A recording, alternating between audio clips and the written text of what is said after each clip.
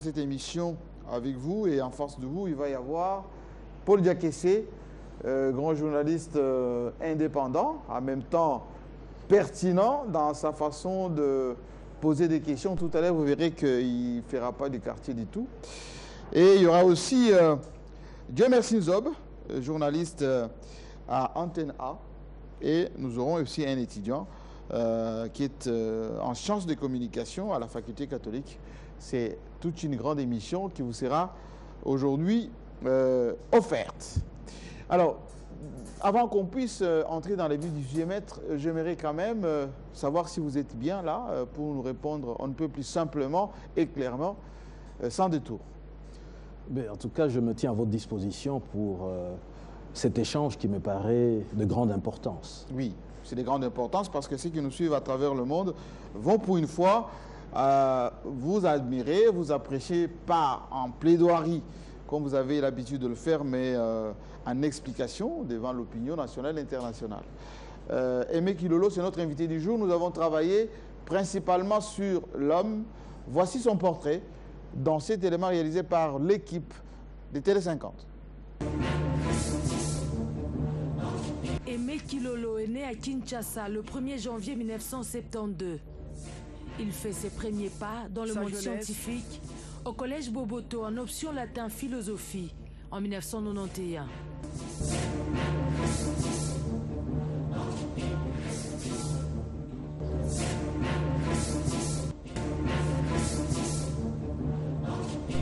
Marié et père de famille, il ne déroge pas à ses tâches familiales. Fils des Bonaventure Kilolo, le tout premier ministre de la fonction publique de la RDC, et de Marie Sendoué, issue du nom du boulevard Sendoué, Aimé Kilolo reçoit une éducation rigoureuse. Fasciné par la lecture, le procès pro-Archéa, écrit par Cicéron pour défendre le poète Archias, le jeune Kilolo décide de devenir avocat, comme son père, et s'élance dans. Il entame ainsi ses études jusqu'au 3e cycle en droit international à l'Université catholique de Louvain et aux facultés universitaires Saint-Louis de Bruxelles. Sensible à l'injustice et à la discrimination, il s'est fait déjà remarquer en tant qu'étudiant en dernière année de droit à l'Université de Louvain dans son implication à sauver l'un de ses camarades étudiants qui ne pouvait pas trisser.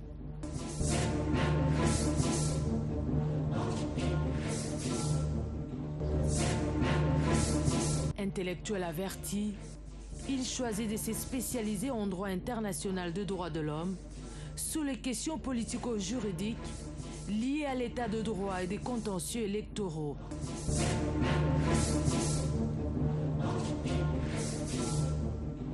Il fait du droit international humanitaire applicable lors des opérations militaires dans les conflits armés, son domaine de compétence.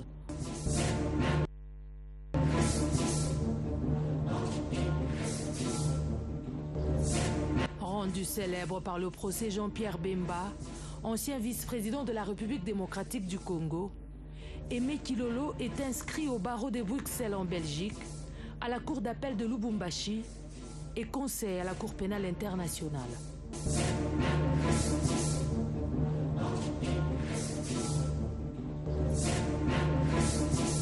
À 44 ans, Aimé Kilolo considère la Cour pénale internationale comme la plus grande école de sa vie. À partir de 2008, il lui a été confié la responsabilité de conduire l'équipe constituée de plusieurs avocats pour plaider le cas Jean-Pierre Bemba. Il dirige et coordonne donc une équipe multidisciplinaire d'avocats hautement qualifiés et des niveaux international et émanant des traditions juridiques différentes. Ces avocats sont venus de Londres, des États-Unis, d'Israël, des Pays-Bas, de Bruxelles, de France, de la RDC et de la Centrafrique. Maître Aimé Kilolo a eu à effectuer plusieurs missions d'investigation internationale et d'expertise à travers le monde sur la notion de commandement militaire à l'école spéciale militaire de Saint-Cyr en France. En plus de 20 ans de carrière d'avocat, il a eu le prestige de plaider pour plusieurs dossiers hautement sensible en RDC, tout comme à l'extérieur du pays. À son actif, il a organisé en 1997 à Lubumbashi la conférence internationale des barreaux de tradition juridique romano-germanique, la première grande conférence internationale du barreau de Lubumbashi, sous le contrôle du bâtonnier en exercice, avec la collaboration des barreaux de Bruxelles, de France. Pétri d'expériences plus complexes et diversifiées, Aimé Kilolo s'est dit aujourd'hui reconnaissant à la RDC, pays qu'il a vu naître et où il a reçu sa formation des bases à travers ses études primaires et secondaires. Avocat polyglotte, Aimé Kilolo a la maîtrise du français, de l'anglais et des langues nationales congolaises.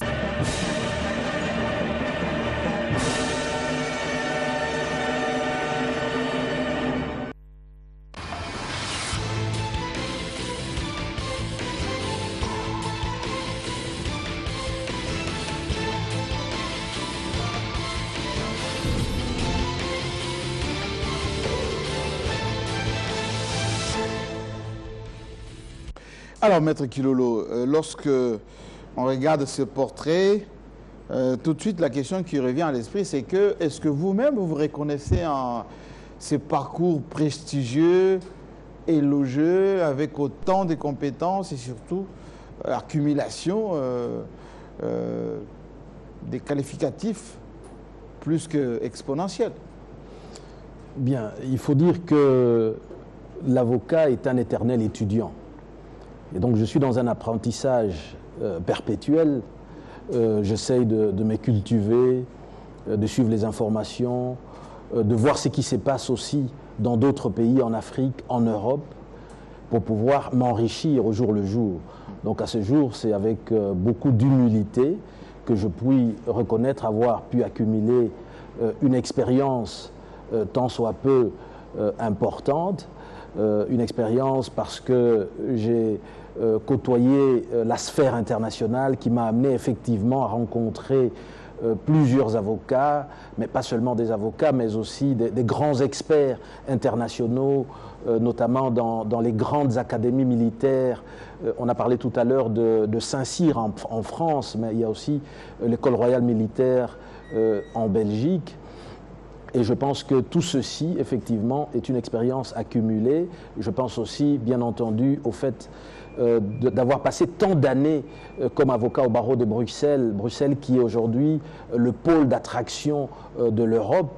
Je pense qu'il est temps pour moi, effectivement, de pouvoir humblement apporter ma pierre à l'édifice, c'est-à-dire à mon pays. Alors revenons sûrement sur vous, parce que vous avez été, vous continuez d'ailleurs à être célèbre avec ce procès Jean-Pierre Bemba. Est-ce que vos parents, parce qu'on a suivi un tout petit peu tout à l'heure que vous êtes d'une famille déjà connue, votre papa, votre maman porte le nom d'un grand boulevard ici à Kinshasa. Est-ce que, ça c'est une question beaucoup plus générale, quand on est d'une famille célèbre, on a l'obligation de faire son prénom, l'obligation de faire honneur à ses parents, ou bien on est dans la jouissance de la descendance, comme la plupart des enfants des grandes familles? Bien, je m'abstiens de me targuer de quelque célébrité que ce soit. Il faut reconnaître qu'effectivement, le boulevard Sendoué correspond effectivement au nom de mon grand-père maternel, Jason Sendoué. C'est vrai que mon père a été lui-même avocat. Il a été conseiller juridique à l'époque du président Mobutu. Il a été aussi un des cadres importants de la Banque centrale. Il a été, bien entendu, ministre pendant environ 6 ans, notamment de la fonction publique. Oui, je pense que c'est source d'inspiration, mais je pense que le plus important, c'est un peu ce que disait le philosophe Frédéric Nietzsche, qui disait « Je veux de vrais disciples, ceux qui, au moment venu, s'écartent fidèlement de leur maître. » Oui, j'ai appris des enseignements des parents, mais il est temps pour moi, bien entendu, de faire ma propre existence, comme le dirait le philosophe Jean-Paul Sartre, qui dit « Dieu a fait notre exister, mais il nous appartient à nous-mêmes de faire notre propre existence. » Alors, aujourd'hui, vous avez dit tout à l'heure, j'ai beaucoup travaillé à Bruxelles, au barreau de Bruxelles, j'ai plaidé pour des procès assez importants, etc. Qu'est-ce qui vous a déterminé à revenir au Congo, dans votre pays? Eh bien, il faut dire que lorsque je me rends à Bruxelles, j'ai à peu près 18 ans, c'est à l'issue de mes études secondaires, je vais pour étudier pour l'université avec la ferme intention de retourner immédiatement au Congo. C'est un concours de circonstances qui m'amène à y rester un peu plus longtemps. C'est qu'un ami étudiant congolais se voit interdire de refaire, de redoubler pour la deuxième fois sa première licence en droit, Oui. en dépit d'un avis favorable qui avait été émis par le conseil facultaire de la faculté de droit de l'Université catholique de Louvain en Belgique. Alors de ce point de vue, fort de mes connaissances théoriques, parce que je suis à ce moment-là en dernière année de droit, je décide de rédiger un recours devant le tribunal administratif. À la suite de ce recours, je me rends compte qu'il faut plutôt saisir le tribunal ordinaire, qui est le tribunal de première instance, mais seulement pour le faire, il faut un avocat. Je veux faire recours à mon carnet d'adresses très maigre, aucun avocat pour voler à mon secours. Je vais alors à ce moment-là errer dans la salle des pas perdus du palais de justice de Bruxelles, où je trouve fort heureusement un avocat qui accepte d'intervenir pro bono pour cette cause que je Ça veut dire m'explique. gratuitement. Ça veut dire non seulement gratuitement, mais aussi sans même demander une indemnité pro deo à l'État, puisqu'il estime que la cause est juste, et c'est ainsi que la procédure est engagée. Mais à ce moment-là, je vais vite me renseigner pour savoir qu'est-ce qu'il me faut pour devenir aussi avocat, et je découvre qu'il existe une convention de réciprocité entre la Belgique et le Congo qui permet à des étudiants congolais de pouvoir être admis comme avocat au barreau de Bruxelles. C'est la démarche que j'accomplirai, et c'est ceci qui m'amènera dans un parcours d'environ 20 ans au barreau de Bruxelles et bien entendu Et le retour au à la pays CPI. s'inscrit comment? Alors, je retourne au pays tout simplement parce que je pars pour revenir, je pars pour me former. Et donc, toutes ces années que je passe au barreau de Bruxelles, à la Cour pénale internationale, constituent en fait la poursuite de ma formation. Une formation professionnelle suffisamment acquise aujourd'hui. Et je me dis, il est temps de retourner dans mon pays, de retourner surtout à un moment donné où le pays est en train de traverser un moment important dans son histoire politique, dans son histoire institutionnelle. Beaucoup de questions se posent par rapport notamment aux élections qui auraient dû se tenir avant le 19 décembre, dont il résulte clairement qu'elles ne pourront pas être organisées. Je pense qu'il appartient aux juristes congolais, en premier, d'apporter leur lumière dans toutes ces questions qui risquent de diviser profondément le pays. C'est très bien, justement, on va faire un petit état des lieux de ces milieux juridico-politiques pour savoir un peu comment ça se passe. Et juste après, on va commencer le grand marathon avec des journalistes qui sont déjà en place, qui ont déjà affûté leurs questions. Maître, soyez prêts. Ça va commencer dans pas longtemps. Voici l'état des lieux préparé par l'équipe de Télé 50. Visiblement, les continents africains peinent encore à se faire satisfaire de scrutins organisés dans plusieurs pays. Un constat. Dans la grande majorité, les processus électoraux ont été à la base de l'instabilité et la fragilisation de nombreux États africains. Face à ce tableau négatif, l'anticipation de crises potentielles liées à l'organisation des élections, l'amélioration des dispositifs de consultation électorale et la mise en place éventuelle des dispositifs de conciliation en cas de crise deviennent des enjeux fondamentaux pour des acteurs internationaux. Depuis 20 ans, les consultations électorales se sont banalisées dans la quasi-totalité des États africains sous le fait d'une double dynamique. D'abord en interne, avec les attentes croissantes de population en matière de démocratisation. Ensuite en externe, avec les exigences croissantes de la communauté internationale qui conditionnent la reconnaissance d'un régime politique et de l'octroi de l'aide à la tenue des élections. Ces dernières années, le processus électoral ont cristallisé de tensions et été source de violences dans plusieurs pays africains, dont le Kenya, la Côte d'Ivoire et même le Zimbabwe. En Afrique, cet enjeu de l'accès et du partage au pouvoir est fondamental pour assurer la stabilité du processus électoral. Faute de prendre en compte cette réalité, toute gestion exclusive des élections ne peut qu'être source de conflits violents et de fragilisation de régime en place. Au contraire, le risque d'instabilité lié aux élections est fortement réduit dans le cas où prévaut un accord politique inclusif sur le partage du pouvoir et des ressources qui lui sont associées, notamment à travers la mise en place d'un système électoral ouvert permettant une représentation élargie, une reconnaissance de la diversité et une protection de la minorité politique et des minorités contre le risque d'exclusion politique et des marginalisations économiques et financières. Le dialogue politique inclusif à tous les niveaux est essentiel pour la stabilisation du processus électoral. Il ne peut se limiter aux acteurs politiques et doit être élargi aux acteurs de la société civile, tels que les leaders traditionnels, religieux et sociaux, mais aussi du secteur privé. Il est crucial que le pouvoir effectif réel soit intégré dans la régulation des élections et plus largement dans l'exercice de la gouvernance. C'est autour de tels accords et mécanismes que les différentes forces politiques peuvent organiser en toute sûreté leurs activités, construire la confiance et structurer pacifiquement leur rivalité pour l'accession au pouvoir. La stabilité du processus électoral est conditionnée par l'intégrité de leur organisation et donc par l'existence d'une administration électorale crédible et reconnue par tous. Cependant, dans de nombreux pays africains, toute la chaîne d'organisation des élections par les institutions publiques est défaillante. Depuis la tenue de l'état civil jusqu'aux instances judiciaires chargées des contentieux électoraux, les organes de gestion des élections sont le plus souvent faiblement institutionnalisés et ne disposent pas de capacité suffisante pour remplir leurs tâches et faire asseoir leur indépendance.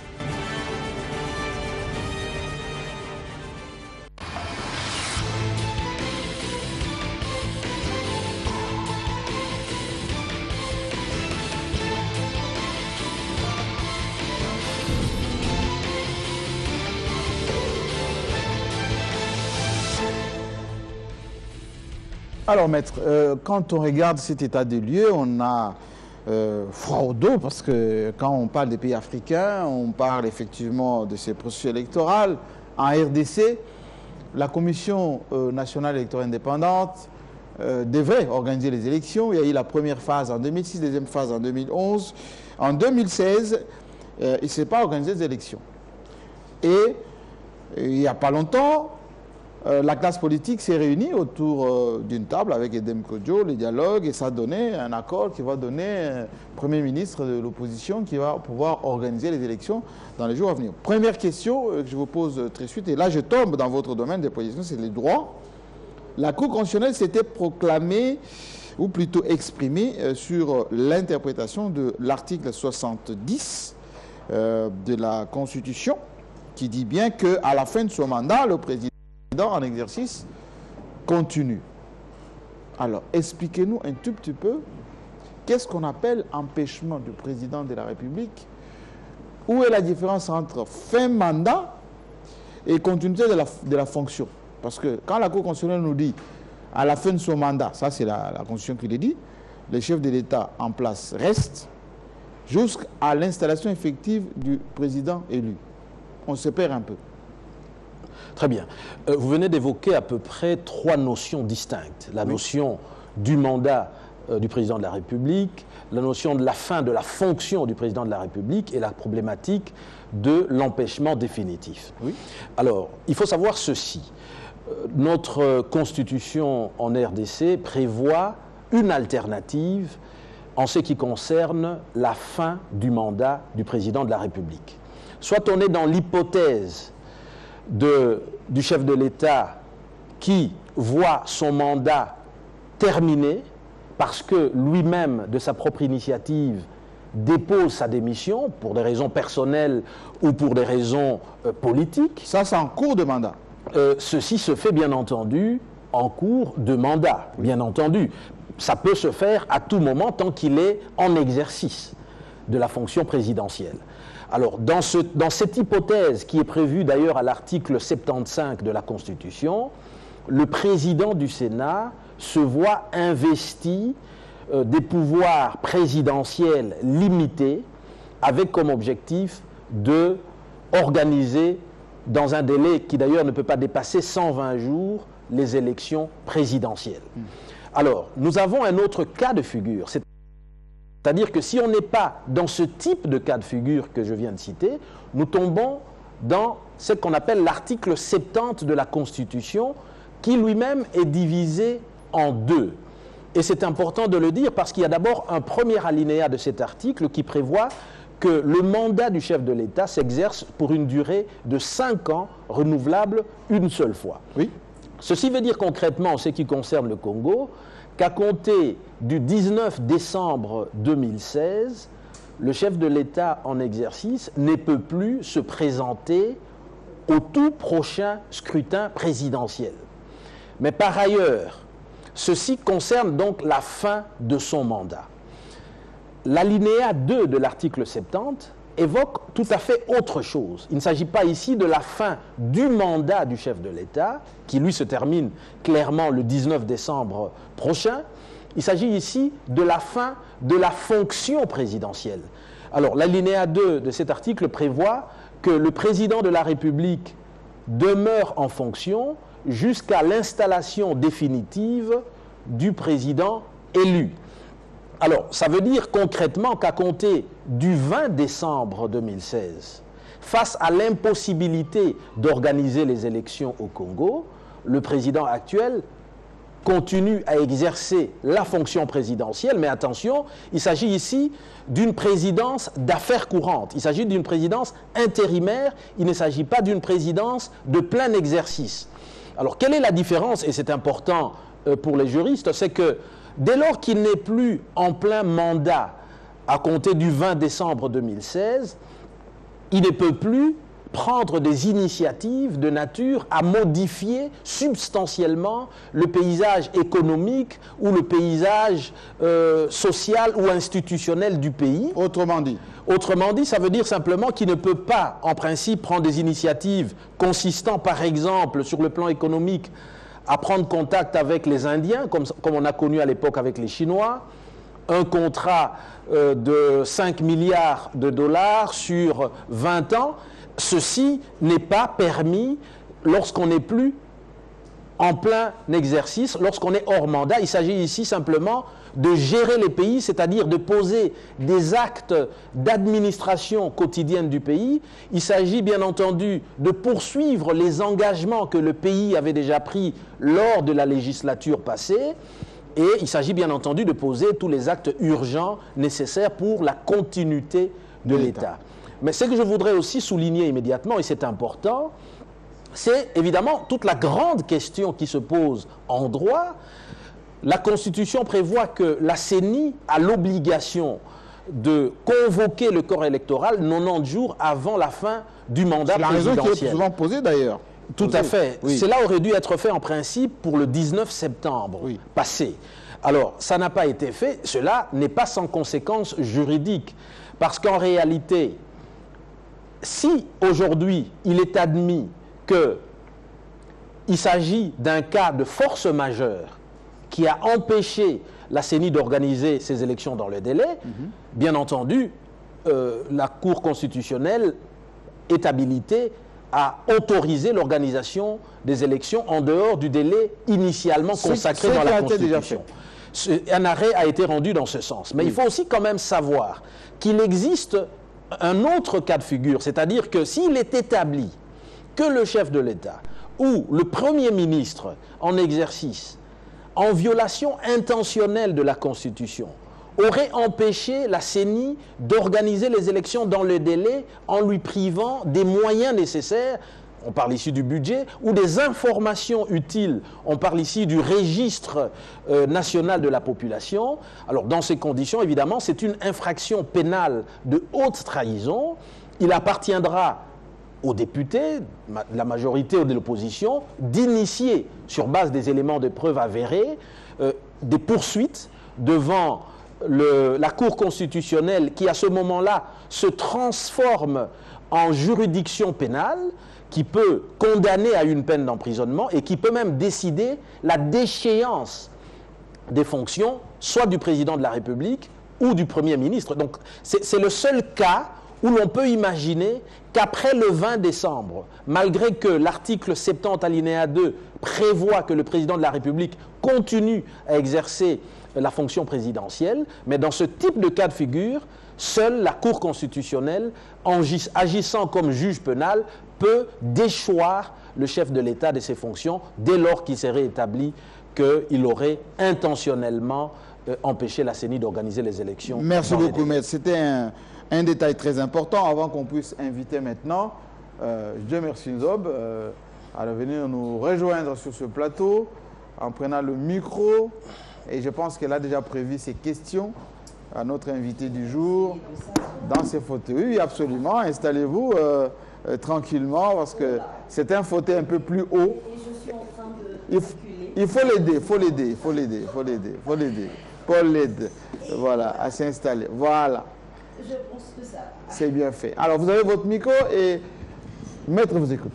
Alors, maître Aimé Kilolo, on l'a suivi tantôt, vous avez une belle carrière, près de 20 ans d'expérience dans le domaine juridique. J'aimerais d'abord commencer par la justice. Tout à l'heure, il y a un document qui nous a été projeté en ce qui concerne la justice, non seulement congolaise, mais également africaine. Quel regard vous portez précisément sur la justice de la République démocratique du Congo? Est-ce que vous pensez qu'elle est distributive, mature, sociale, indépendante, ou encore qu'elle se recherche encore? Merci beaucoup pour cette question pertinente. Cette question qui est posée à un auxiliaire de justice qui est tenu, bien entendu, par son serment à ne pas critiquer sévèrement ni les lois ni les autorités judiciaires à l'égard desquelles je suis tenu, évidemment, au plus grand respect. Mais cela étant, je pense que l'état de droit, qui va d'ailleurs de pair avec la notion de démocratie aujourd'hui, doit encore évidemment faire son chemin au Congo, tout comme dans d'autres pays africains, et j'ai presque envie de dire aussi en Europe et en Amérique.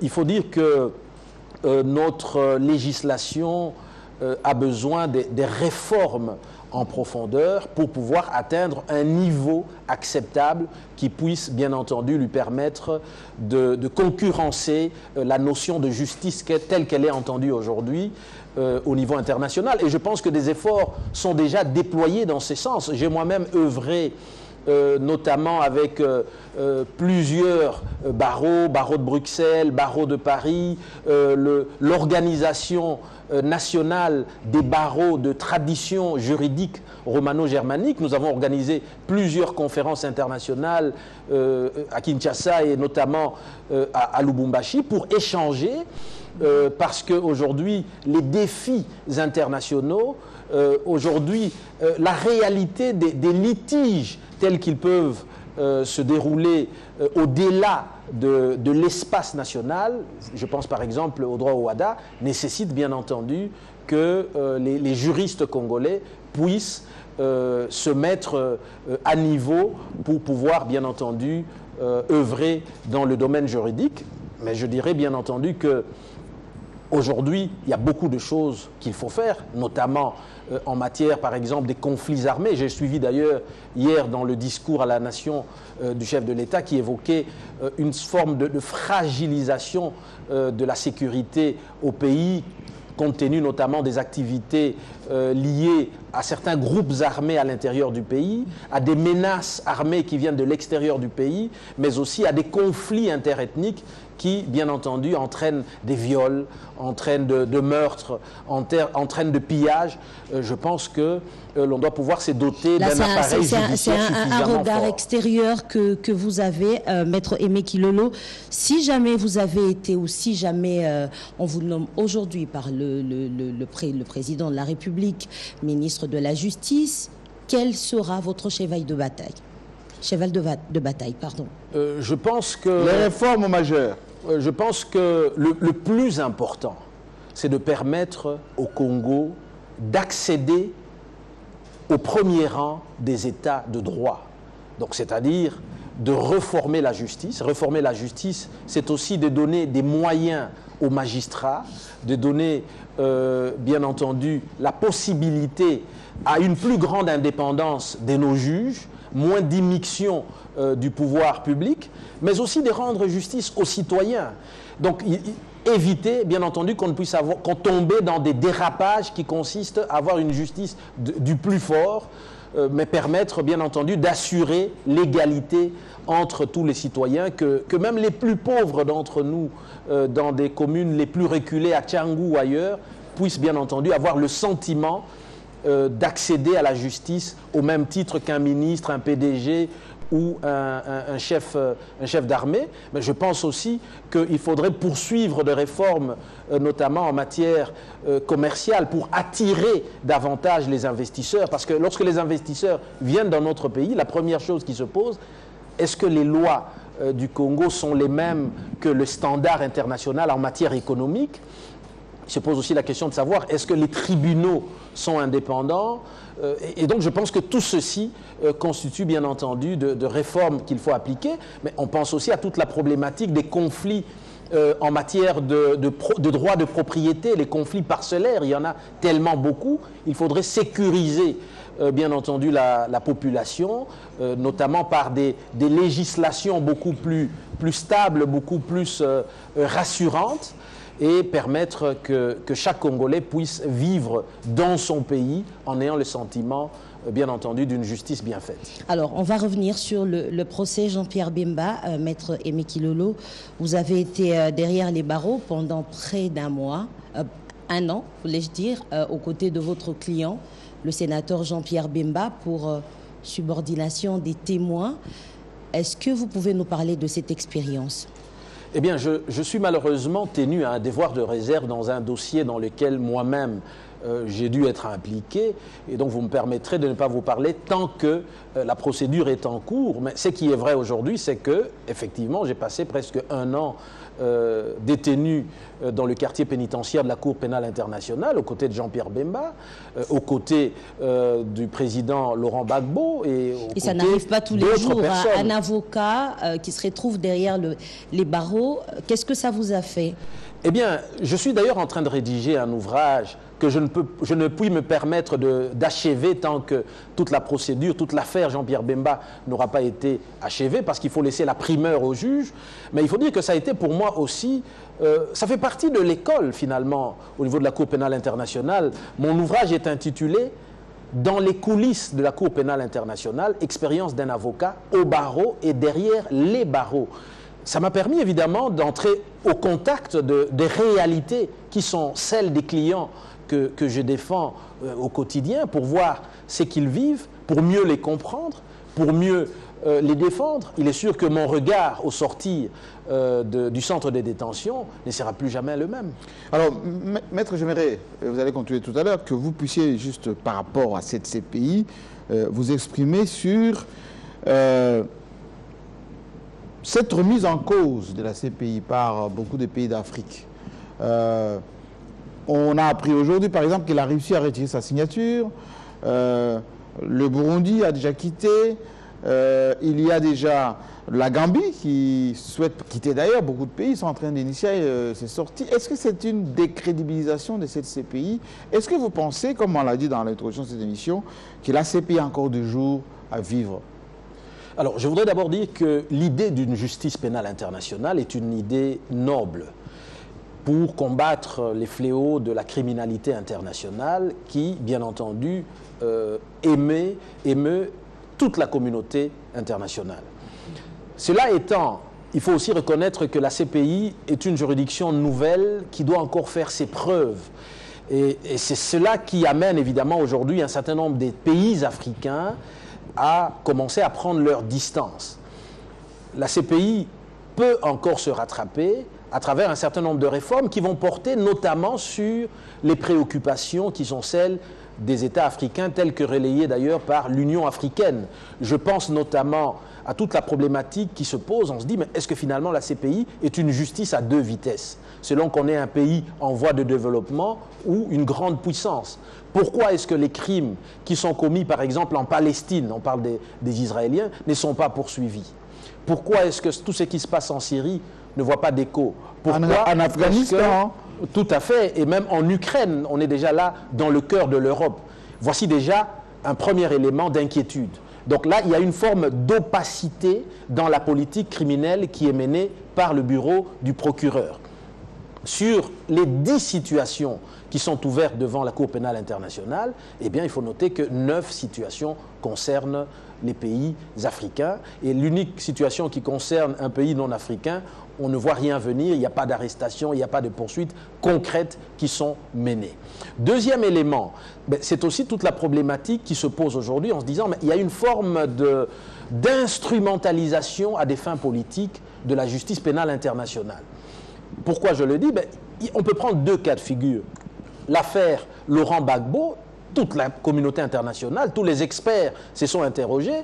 Pourquoi seulement Gbagbo est arrêté alors que dans les conflits ivoiriens, il y a 2 parties belligérantes sur le théâtre des opérations, sur lequel on voit des phénomènes criminels être commis? Eh bien, il y a bien des soldats appartenant à 2 camps qui s'affrontent sur place, sur le terrain des opérations. Pourquoi il n'y a pas eu de poursuite en même temps du camp Ouattara? Donc il y a 2 poids 2 mesures. Il y a effectivement ici le sentiment d'une justice qui est menée pour finalement inquiéter, accabler les autorités, les leaders africains, selon qu'ils ont ou n'ont plus la faveur de certaines grandes puissances dans le monde aujourd'hui. Et donc c'est cela qui, évidemment, entraîne aussi un sentiment de réticence. Mais autre chose aussi, c'est toute la problématique du lieu d'exécution de la peine. Prenons le cas de l'ancien président Charles Taylor, qui a été condamné à 50 ans de prison et qui se trouve en train de purger sa peine loin du pays de ses ancêtres, en Angleterre, dans un pays où son épouse et ses enfants doivent demander un visa pour venir lui rendre visite, et le visa leur est refusé pour des motifs politiques qui n'ont rien à voir, bien entendu, au dossier pénal pour lequel l'ancien président Charles Taylor a été poursuivi. Et donc ça donne le sentiment d'une forme de déportation et qui font penser à d'aucuns la situation que nos ancêtres ont connue à l'époque lorsqu'on les prenait en esclavage pour les amener vers des territoires inconnus. Et donc il y a là un sentiment profond d'injustice. Vous savez qu'il y a un adage en droit anglo-saxon qui dit la justice doit non seulement être rendue, mais aussi elle doit donner le sentiment d'avoir été effectivement rendue. Qu'en est-il bien entendu du droit des condamnés à une visite, à une vie familiale? Donc voilà aussi un des problèmes qui se pose. Mais l'autre grand problème majeur, oui, mais c'est aussi toute la problématique de la détention préventive. Lorsqu'une personne est détenue devant la Cour pénale internationale, c'est souvent des Africains, lorsqu'ils demandent sa mise en liberté, qui est d'ailleurs une des premières garanties du droit au procès équitable, eh bien, le sentiment, il faut voir les arguments que les avocats invoquent. On dit, écoutez, nous demandons qu'il soit libéré dans un pays européen parce que c'est plus rassurant pour vous, c'est plus près du siège de la Cour pénale internationale. Et la Cour pénale internationale vous dit, écoutez, moi, je suis une juridiction, je vous ai détenu dans la prison de la CPI, mais c'est une prison extraterritoriale. Donc je n'ai pas de compétence de décider de vous libérer et de dire que votre mise en liberté provisoire sera exécutée dans X État parti au traité de Rome. Il faut demander l'autorisation et la coopération du gouvernement du pays dans lequel vous souhaitez voir exécuter votre mise en liberté provisoire.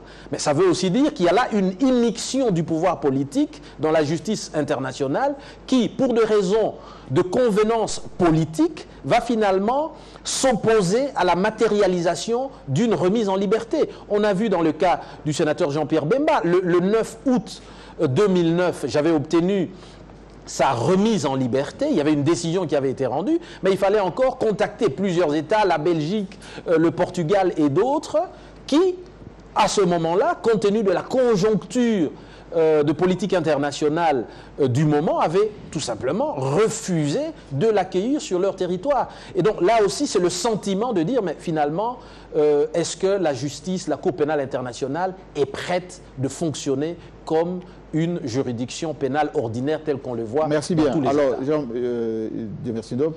Oui, j'aimerais quand même qu'il revienne sur le livre sur lequel il est en train de travailler depuis qu'il est sorti de prison. Oui. Est-ce que ce n'est pas une façon pour vous, Maître Kilolo, de régler les comptes à la Cour pénale internationale en écrivant ce livre?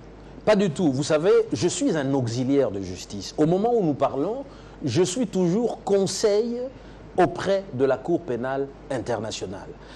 Si je le suis, c'est parce que j'y ai adhéré volontairement. C'est parce que je crois bien entendu à l'idée de justice, à l'idée d'une justice internationale pour tous. Mais je pense simplement qu'il y a un certain nombre de réformes qu'il faudrait faire. Et à travers mon ouvrage, bien entendu, je vais proposer de manière constructive un certain nombre de réformes pour permettre à la Cour pénale internationale d'aller de l'avant.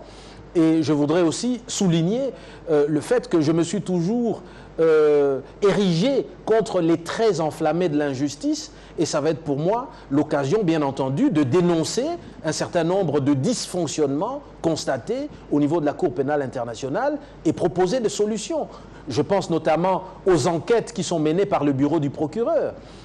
Lorsqu'il doit mener des enquêtes, aller chercher des témoins dans des villages reculés, de témoins dont le niveau de vie ne dépasse pas parfois 20 ou 50 $ par mois, et leur proposer, par le biais de mécanismes de protection, de les prendre en charge, de scolariser tous leurs enfants, de leur assurer pendant quelques années un revenu peut-être de 2000 € par mois, ce qui dépasse de loin ce que toucherait un cadre de banque à Kinshasa. Vous voyez très bien qu'il s'agit là d'un système qui pourrait avoir des effets pervers, parce qu'à ce moment-là, tout le monde s'interroge, est-ce que ces témoins du procureur, finalement, viennent-ils témoigner pour dire la vérité ou participer plutôt à un marché qui leur permettent d'accéder à un meilleur niveau de vie? Voici évidemment toute une série de réformes qu'il faudra faire, parce que nous avons aussi un système, il existe un système de protection des témoins dans d'autres États modernes, tels qu'en France,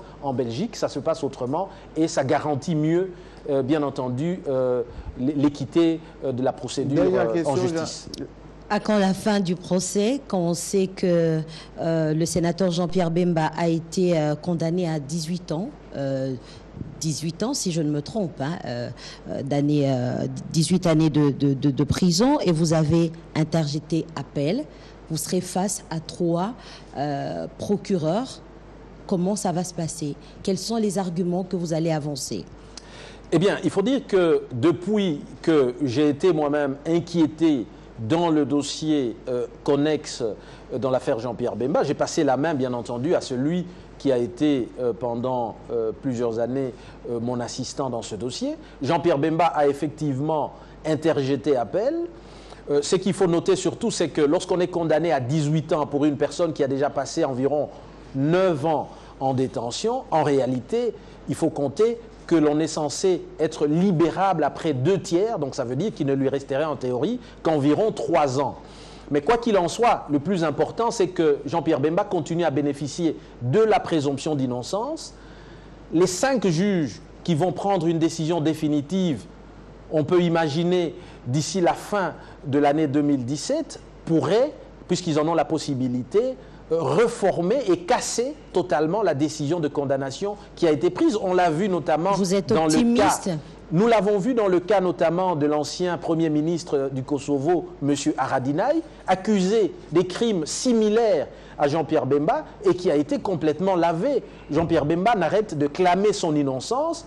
Plusieurs experts internationaux, notamment le général de brigade français Jacques Sehara, a affirmé avec un rapport à l'appui que militairement, il était impossible de retenir la responsabilité du vice-président Jean-Pierre Bemba. Je pense qu'il faut laisser la primeur de leur décision aux juges de la Chambre d'appel, mais je crois que effectivement, Jean-Pierre Bemba pourrait finalement être complètement blanchi dans le cadre de cette affaire. En tout cas, si l'on en croit plusieurs experts militaires au niveau international qui affirment cela. Et je pense surtout que Jean-Pierre Bemba est attendu par plusieurs compatriotes congolais, au-delà même du MLC. Plusieurs personnes l'attendent. Et pourquoi pas, s'il est libéré d'ici la fin de l'année 2017, nous apprenons que le suffrage, les élections présidentielles se dérouleraient plutôt en 2018. Je pense qu'il est le bienvenu et qu'il a toute sa place, bien entendu, dans l'espace politique congolais. Merci, maître. Merci, Dieu merci, Nzob. Paul Diakessé, je l'avais prédit tout à l'heure, avec ses questions assassines et ses apostrophes, lui va s'installer agréablement, c'est le moins qu'on puisse dire. Et soyez le plus concis et le plus rapide, de sorte à se permettre également à Ouli Kalengai qui nous a rejoint tout à l'heure pour une série de questions. Je vous offre Maître Kilolo. Oui, maître, une fois de plus, bonjour. Bonjour. Ou bonsoir, ça dépend de l'heure à laquelle l'émission sera diffusée. On vous connaît très brillant, parce qu'on vous a suivi plus à la radio qu'à la télé. Alors, je vais commencer par là où vous êtes arrêté avec Nzob sur le débat de la CPI.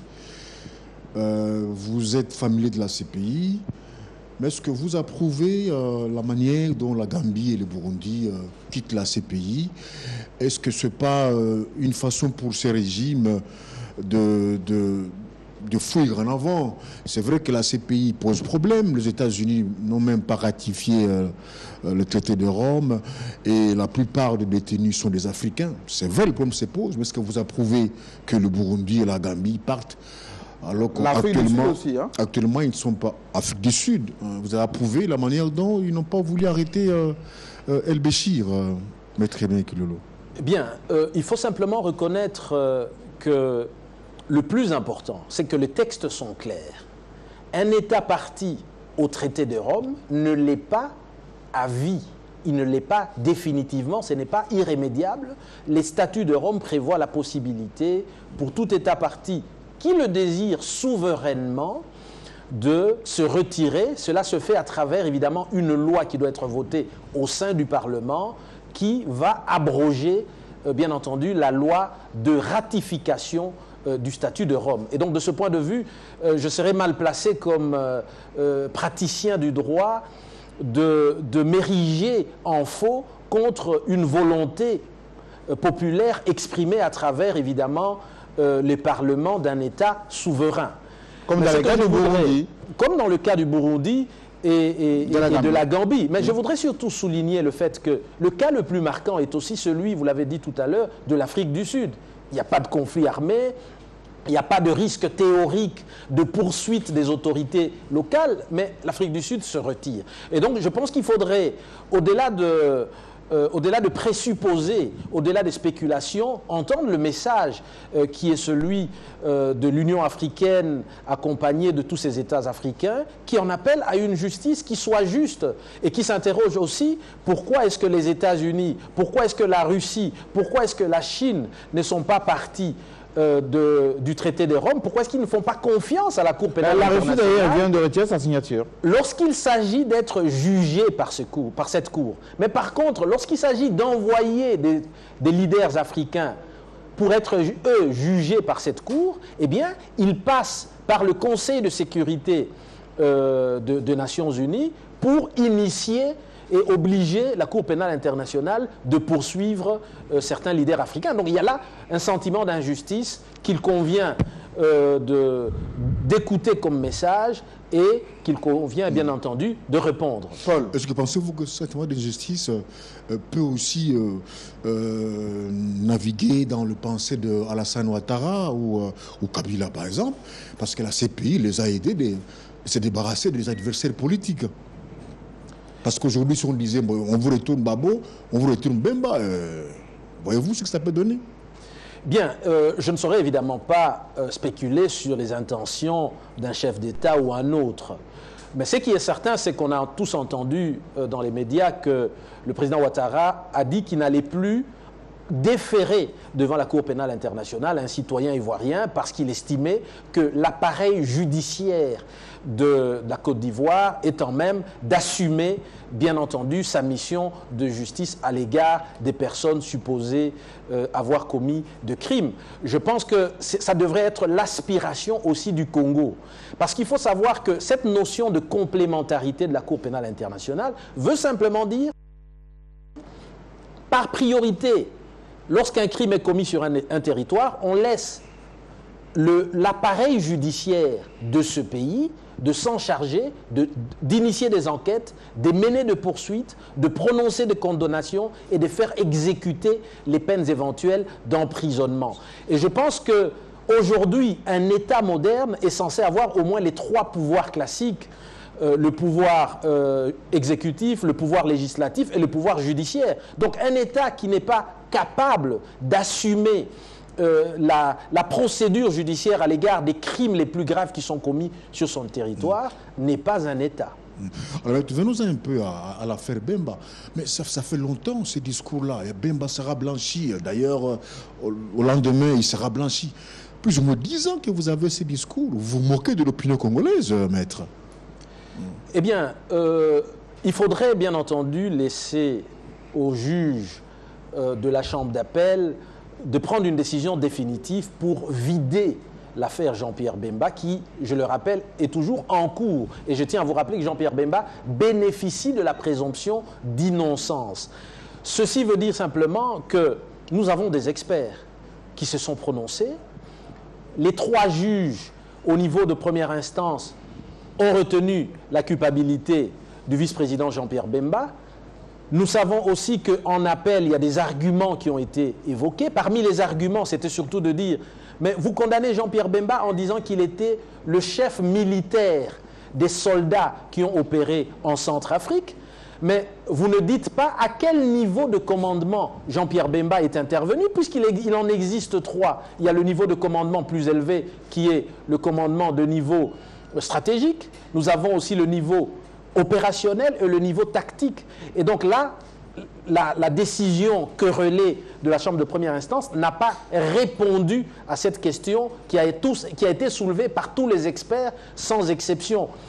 Et donc il faut s'attendre aussi à savoir qu'est-ce que les juges d'appel vont répondre sur cette problématique qui est de dire Jean-Pierre Bemba est la seule personne condamnée comme chef militaire à n'avoir jamais été sur le théâtre des opérations parce que tous les autres qui avaient été reconnus coupables étaient là, impliqués dans les opérations sur terrain avec les soldats.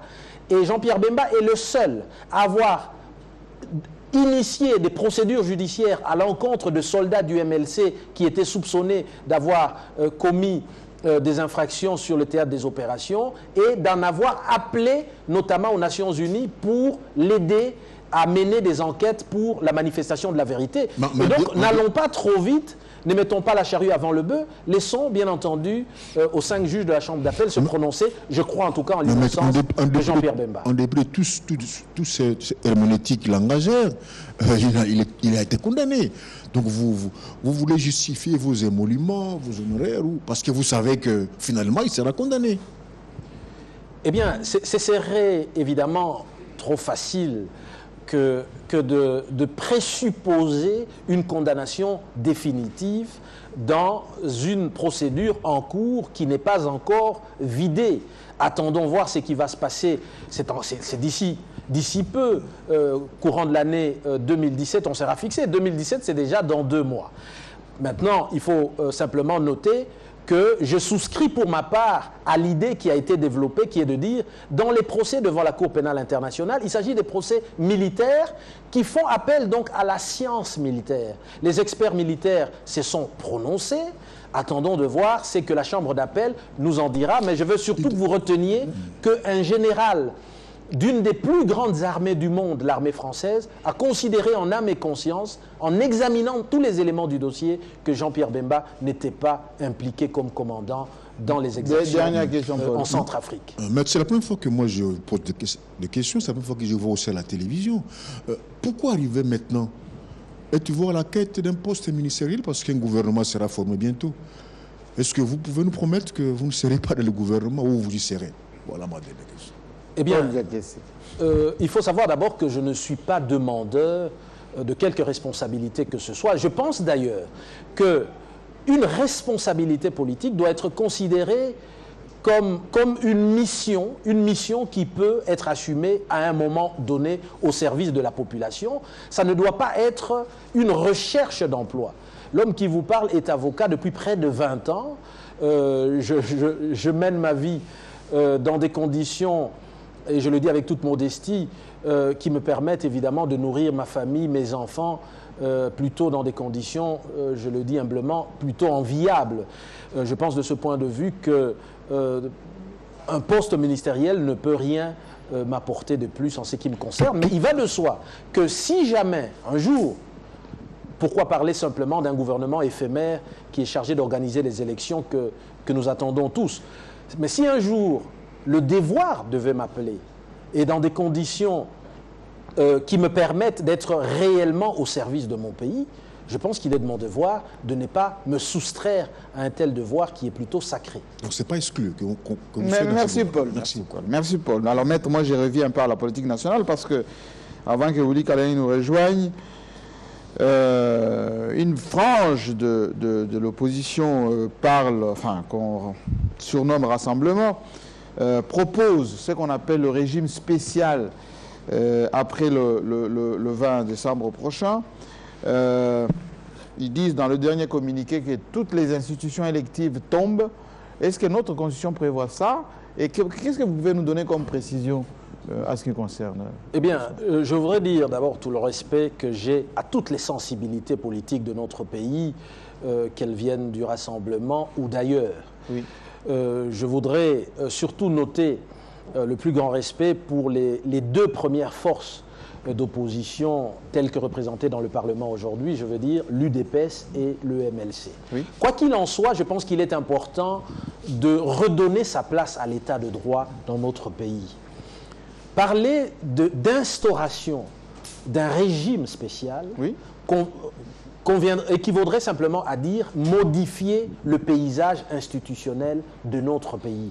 Et ceci, il faut s'en référer à ce qui est prévu dans le texte. Ce sont les articles 5 et 6 de notre Constitution qui renvoient bien entendu à l'exercice de la souveraineté au peuple, oui. qui ne peut se prononcer que de deux manières, c'est-à-dire à travers les élections ou à travers le référendum. Cela veut dire concrètement oui. qu'il n'est pas possible juridiquement aujourd'hui de modifier le paysage institutionnel de notre pays sans recourir évidemment à ces deux procédés démocratiques tels qu'ils sont prévus élection, dans notre référendum. Constitution.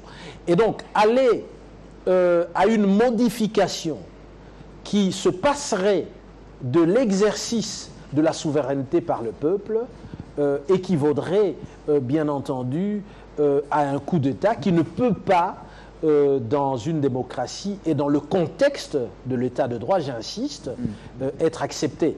Mais cela étant, je pense qu'il faut être sensible, il faut être à l'écoute dans un esprit de cohésion nationale à toutes les sensibilités politiques telles qu'elles peuvent s'exprimer aujourd'hui. L'autre précision, avant que Willy, qui est déjà en place, pose sa question, l'article 64 de notre Constitution met en garde quel type de dispositions. Enfin, l'article 1 dit, l'alinéa 1 dit, on peut s'opposer à un Congolais, un groupe de Congolais qui exerce le pouvoir en violation de la Constitution. L'article 2 dit l'État va vous punir si jamais vous allez vous accaparer du pouvoir d'une manière non démocratique. Alors, expliquez-nous un peu la quintessence de ces deux articles, parce que les uns évoquent très souvent l'article 64, ceux qui sont dans l'opposition, ceux qui sont au pouvoir évoquent l'article 64, mais alinéa 2. Qu'est-ce qu'on peut y comprendre? Alors, il faut savoir que la problématique de l'article 64 de la Constitution ne peut être approchée qu'à travers une lecture d'ensemble de cette disposition. Les deux alinéas. Qui, en réalité, est divisée en deux. Nous avons effectivement un premier alinéa qui prévoit que tout Congolais a le devoir de faire échec à un individu ou un groupe d'individus qui tentent soit d'accéder au pouvoir par les armes ou par la force, ou de l'exercer en violation des dispositions de la Constitution. Oui. Alors attention, nous avons aussi un deuxième alinéa dans ce même article 64 qui prévoit que toute tentative de renversement du régime constitutionnel est oui. un crime contre l'État et la nation. Alors comment comprendre tout le temps? Tout à fait, mais le plus important, c'est comment comprendre l'alinéa premier, parce que c'est important, oui. On en parle beaucoup. Oui. Alors, il faut d'abord savoir ceci, c'est que l'alinéa premier n'autorise pas la commission de crimes. Parce que notre Constitution, dans un État démocratique, ne permet pas de violer, bien entendu, certaines dispositions internationales de droits de l'homme. Donc il n'est pas permis, par exemple, de violer des femmes, il n'est pas permis de piller les biens d'autrui, les magasins, les habitations, il n'est pas permis de commettre des actes de meurtre ou d'assassinat, il n'est pas permis de brûler vif des êtres humains. Oui. Attention, c'est très très important. Et donc cela veut dire tout simplement que l'article 64, alinéa 1er, n'est pas une consécration d'une révolution empreinte de violence ou de crime. Mais par contre, ce qui est permis, c'est quoi? Parce qu'il faut aussi le dire. Premièrement, il faudrait d'abord qu'il y ait un constat d'exercice illégal du pouvoir par la plus haute autorité du pays. Mais cela ne peut se faire que dans un cadre juridique, c'est-à-dire qu'il faudrait que la justice, le pouvoir judiciaire, en toute indépendance, puisse le constater à travers une décision de justice. Et dans le cas d'espèce, ça pourrait être la Cour constitutionnelle qui, par hypothèse, pourrait par exemple dire « Nous constatons qu'à dater de ce jour, le président de la République exerce sa fonction de façon illégale en violation de la Constitution. » Alors, dans ce cas, on peut effectivement dire « Cela est désormais établi. » Alors, si on se retrouve dans une situation où la justice ne fonctionne pas pour une raison de dysfonctionnement quelconque, on peut imaginer, nous l'avons vu dans le cas du printemps arabe, mais de manière très exceptionnelle, que toutes les sensibilités représentatives de forces vives de la nation... Toutes les sensibilités. Je parle ici des partis politiques dans toute leur diversité. Je parle aussi de la plupart des partis politiques de la majorité. Je parle aussi des églises, je parle aussi, bien entendu, des syndicats de travailleurs et donc de la société civile dans son ensemble, qui s'est réunie à un moment donné, on peut l'imaginer dans l'histoire d'un État, pour dire « nous nous érigeons contre l'exercice du pouvoir par le chef de l'État parce que nous estimons qu'il le fait en violation de la Constitution ». Alors ce n'est que dans ce cas de figure exceptionnel qu'on peut considérer que c'est établi.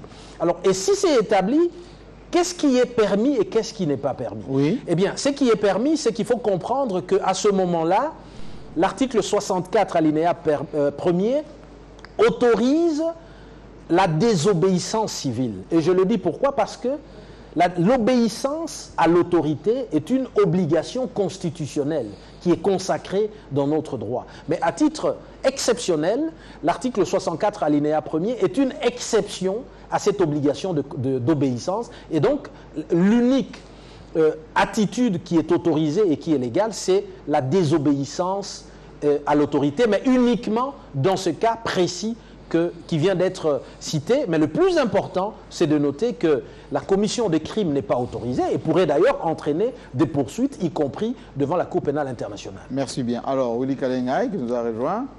Bonjour, Maître Kilolo. Merci d'être là. L'avocat que vous êtes a l'obligation des moyens et non des résultats, si j'ai bonne mémoire. Mais vous entendez parler de dossier Bemba, on finit par savoir si vous êtes un avocat ou un militant. Avez-vous déjà finalement rejoint Jean-Pierre Bemba dans son combat politique? À ce moment-là, vous êtes légitimé pour le défendre ou vous avez gardé quand même les distances de l'avocat par rapport à votre client? Je suis d'abord ravi de revoir M. Willy Kalengai, que j'ai rencontré auparavant dans d'autres circonstances.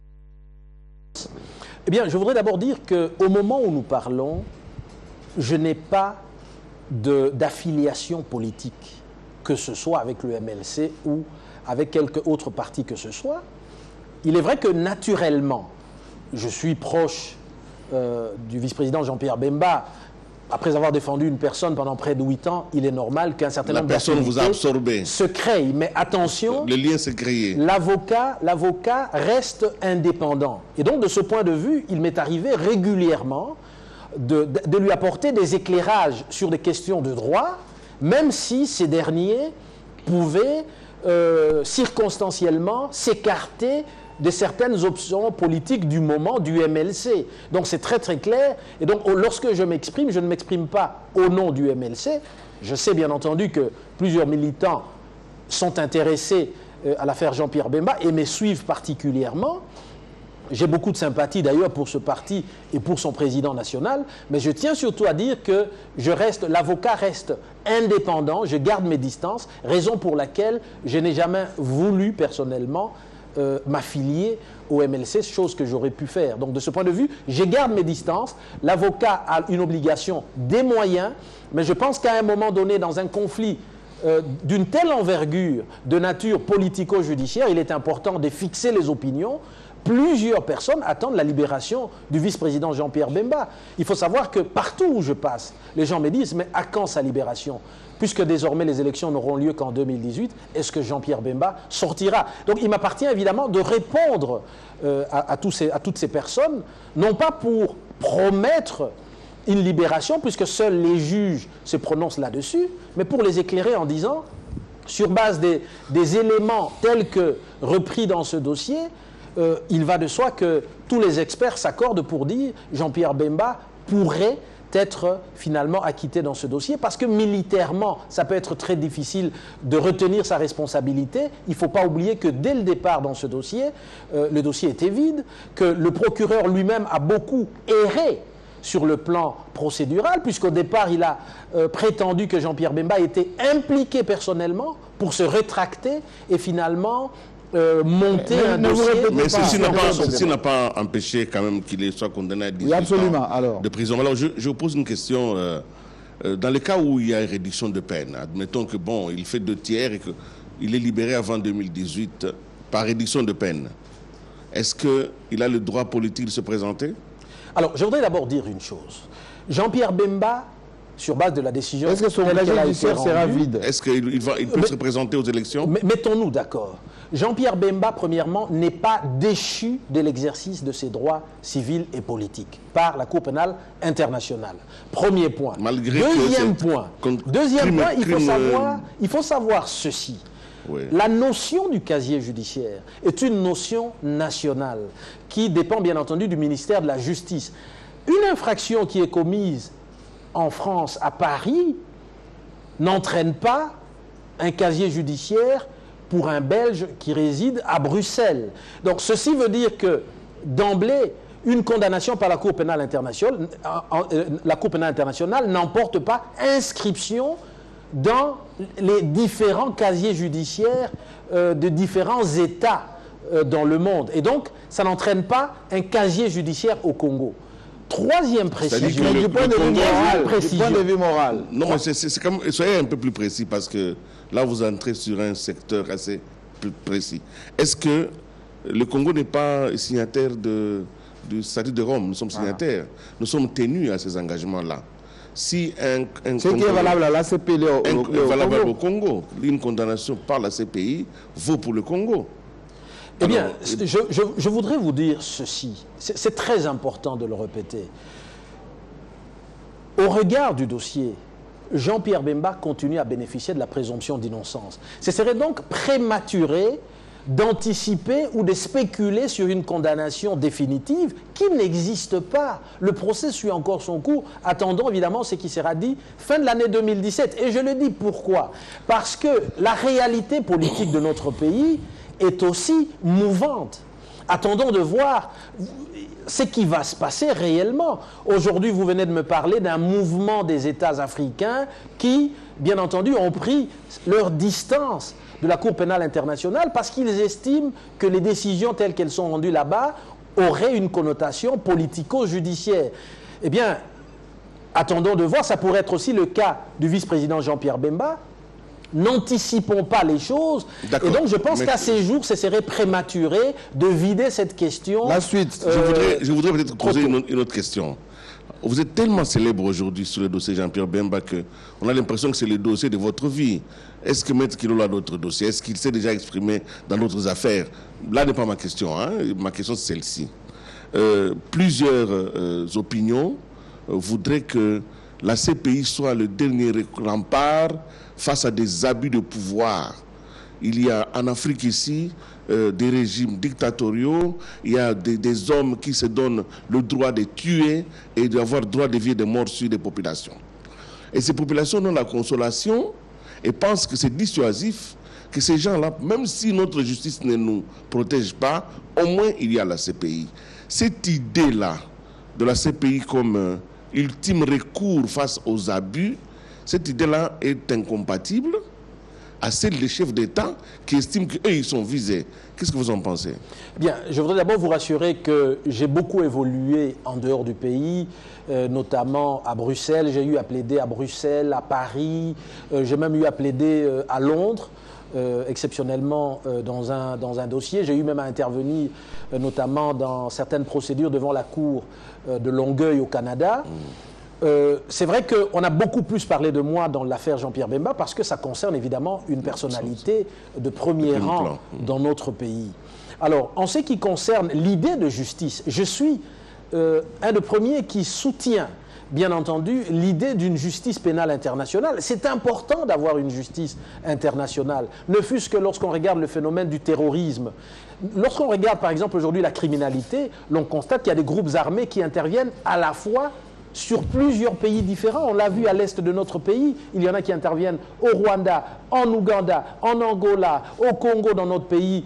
Et donc tout ceci peut nécessiter à un moment donné une justice supranationale qui puisse mener sereinement et efficacement des enquêtes et poursuivre les auteurs, quel que soit le pays vers lequel ils vont se réfugier. Mais toute la question est de savoir, est-ce qu'aujourd'hui, on a achevé de créer la Cour pénale internationale comme justice pour tous? Et je pense que c'est ce qui entraîne, bien entendu, un certain nombre de réticences. Alors, dernière question peut-être. Dernière, s'il vous plaît, très courte. Non, mais sinon, Maître Kilolo, par rapport à la justice au Congo, nous remarquons quand même que des efforts sont faits pour la réformer de manière profonde, mais les derniers discours de la plus haute autorité continuent à croire que c'est une justice qui est corrompue. Je parle de la corruption ici.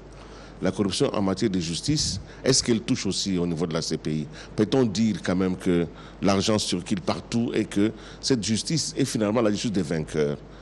Et l'argent est un élément J'ai beaucoup clé. de respect pour les juges les plus brillants de la Cour pénale internationale devant lesquels j'ai eu à plaider pendant autant d'années.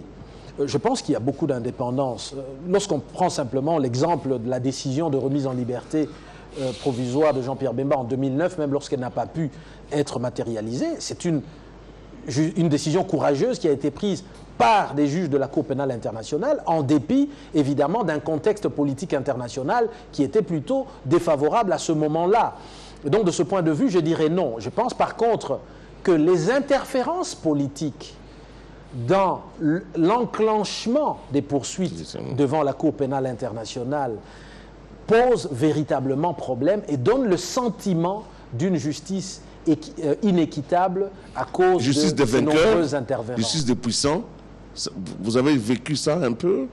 Comme si quelque part aux États-Unis, en France, quelqu'un avait décidé, bon, maintenant cette fois-ci, Jean-Pierre, allez, on va finir avec lui. Quelqu'un peut avoir décidé ça? Je suis tenu par un devoir de réserve. Je me limiterai simplement à vous confirmer que l'on ne peut pas gérer un dossier devant la Cour pénale internationale uniquement en lisant ses livres de droit et en allant plaider devant le juge. Merci. Ça nécessite parfois autre chose. Merci. Willy Kalenga. Il y a juste une petite question tout à l'heure, une seule, qui sera posée par un étudiant. Moi j'aimerais, Maître, vous poser cette petite question aussi. En ce qui concerne, dans les cas de manifestations publiques, il y a ici ce qu'on appelle le régime d'information. Est-ce que ce régime d'information empêche à ceux qui organisent des manifestations d'avoir des autorisations? Par exemple, au niveau de la ville de Kinshasa et de Lubumbashi, l'autorité a jugé que pour des raisons de droit, ou plutôt de sécurité ou d'ordre public, vaut mieux prévenir et surtout protéger la population en interdisant les manifestations publiques. Et dernièrement, on a vu les 5 que le rassemblement avait prévu une manifestation et ça a été empêché par les autorités. Est-ce que ça empêche qu'il y ait des autorisations lorsque nous sommes dans un régime d'information? Alors, si j'étais avocat du rassemblement, voici ce que je leur aurais conseillé. Oui. J'aurais d'abord rappelé le fait que la Constitution de notre pays consacre le droit à tout citoyen, à tout mouvement politique, de manifester publiquement sur la voie publique ou en plein air. Oui. Alors, il y a une différence. Lorsqu'il y a une manifestation qui se tient dans un espace privé, c'est-à-dire par exemple dans la concession d'une personne privée, d'un parti politique, Oui. pas besoin d'autorisation, pas besoin de prévenir les autorités. Oui. Mais par contre, lorsqu'il s'agit des manifestations sur la voie publique, Oui. eh bien, on n'a pas besoin d'une autorisation, mais on est obligé de prévenir l'autorité. Pourquoi? Tout simplement parce que l'autorité peut aussi faire une évaluation qui porte à la fois sur les exigences de l'ordre public et de bonnes mœurs. Et donc, concrètement, de façon exceptionnelle, l'autorité administrative peut prendre une décision d'interdiction temporaire, limitée dans le temps et dans l'espace, à une manifestation qui est projetée. Alors, si vous me posez la question concernant la manifestation qui était prévue le 5 novembre, Oui. moi je dirais ceci. Il appartenait au gouverneur de la ville de prendre une décision administrative. Une décision administrative, ça doit se faire par écrit et ça doit être dûment motivé. À ce moment-là, ça permet aux organisateurs du rassemblement d'examiner la décision administrative et de voir quels sont les motifs de droit et de fait qui ont justifié le gouverneur de suspendre ou d'interdire pour cette journée la manifestation pour des raisons qui doivent être nécessairement liées à l'ordre public. Alors, par contre, si le rassemblement estime que cette erreur, cette décision du gouverneur est illégale, et je pense d'ailleurs qu'en l'espèce, ça pourrait être une décision illégale parce que le gouverneur de la ville ne peut pas prendre une décision de façon générale d'interdiction de manifestation. Il doit chaque fois le prendre au cas par cas, quitte à les multiplier de façon répétée. Et il appartenait alors à ce moment-là au rassemblement d'introduire un recours devant le Conseil d'État, un recours en annulation de cette décision administrative entachée d'illégalité. Et à ce moment-là, il appartenait au juge de prendre une décision en toute indépendance pour confirmer ou infirmer la décision de l'autorité administrative. Merci beaucoup, la précision apportée. Une question à cet étudiant donc, qui est en communication à la faculté catholique. Christopher. Avant toute chose, merci M. Jean-Marie Kassamba de toujours faire respecter la tradition en donnant la voix aux étudiants dans cette émission. Et je suis honoré d'être celui choisi aujourd'hui. Puis ma question qui se tourne à Maître Emeki Lolo est celle de savoir, en fait, dans un communiqué publié en début de semaine par la CPI, Madame Fatou Bensouda, la procureure, a indiqué que la CPI veut enquêter sur les crimes, sur les prisons secrètes de la CIA en Europe. Et alors qu'on sait que les USA n'ont pas ratifié le traité de Rome, ne serait-ce pas là une hypocrisie en ce moment où bon nombre de pays africains veulent tout justement quitter la Cour pour des raisons de non-impartialité? Et je reprécise que ce n'est pas une espèce de poudre qu'on jette comme ça à la figure des Africains pour dire, voilà, vous dites que ça concerne seulement les Africains, mais voici, on est en train d'enquêter sur les États-Unis, même si on sait que ça ne va pas aboutir. Comme il y a eu des décisions contre Israël, par exemple, dans la bande de Gaza ou peut-être en Cisjordanie là-bas, mais il n'y a jamais eu de suite. Bien, merci Christopher de venir prendre part à cet échange important. Je voudrais d'abord souligner que on peut saluer cette initiative du bureau du procureur de vouloir rendre effective la mission universelle de justice telle qu'assignée à la Cour pénale internationale. Mais évidemment, tout le monde attend de voir. Le même bureau du procureur avait annoncé des enquêtes contre des Israéliens par rapport à des allégations de crimes en Palestine. On a tout de suite vu que Israël a réagi vigoureusement en menaçant de demander à ce partenaire de stopper les financements de la Cour pénale internationale. Et là, on a vu que le bureau du procureur a fait marche arrière.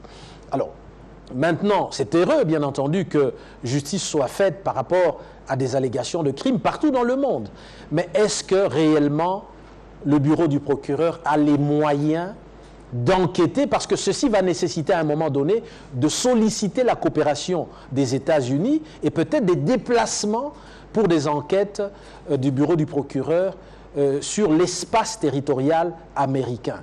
Est-ce que c'est réaliste, sachant que les États-Unis ne font pas confiance à la Cour pénale internationale, refusent d'adhérer au traité de Rome? Deuxième question qui se pose, mais lorsqu'on mène des enquêtes sérieuses, fiables, ça se fait dans le secret. Tenons toutes les enquêtes qui ont été menées dans plusieurs dossiers devant la Cour pénale internationale, il y avait quand même, c'était entouré d'un minimum de secret de l'instruction pour justement en assurer l'efficacité. Mais lorsque c'est déjà annoncé à l'avance dans le monde entier, ça met en péril les témoins éventuels, ça met en péril l'intégrité des éléments de preuve sur le théâtre des opérations, et donc tout ceci inquiète, et on se demande pourquoi ça a été fait. En tout cas, le rôle du bureau du procureur n'est pas de faire de la propagande, mais de mener efficacement sa mission, y compris dans la plus grande discrétion. Donc merci beaucoup. Mais... Merci beaucoup. Il n'y a qu'une question. Malheureusement, les étudiants n'ont pas le droit à 2 questions supplémentaires. Maître, ainsi se termine votre émission. Vous pouvez vous mettre debout et je vais vous poser une question de confiance parce que très souvent, quand on invite en fauteuil blanc nos invités, en regardant cette caméra-là, est-ce que vous pouvez dire si effectivement vous avez convaincu et que tout ce que vous nous avez dit ici reflète effectivement le fond de votre pensée? Eh bien, je me suis exprimé comme expert sur des questions politico-juridiques. Au mieux de mes connaissances, j'ai voulu ici livrer au peuple congolais un certain nombre d'éclairages sur des enjeux politiques de l'heure qui gangrènent la vie politique de notre pays. Eh bien, à vous de juger. Merci, maître. Allez saluer les journalistes qui vous ont posé des questions un peu plus difficiles. Et moi, je vais dire à ceux qui nous suivent à travers le monde que votre émission est ouverte. Nous avons beaucoup d'invités qui sont prêts maintenant à revenir ici et surtout se livrer aux questions des journalistes. Vous gardez vos positions d'écoute. On va se retrouver très prochainement dans un autre numéro de Fauteuil Blanc. À très bientôt.